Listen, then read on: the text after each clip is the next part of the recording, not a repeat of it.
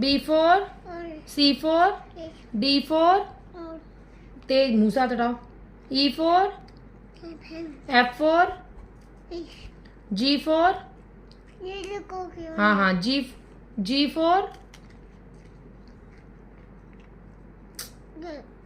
H for मुर्गी को English में क्या बोलते हैं? हैन. I for बाद में खाना इसको. I for बाद में खाना. I for J for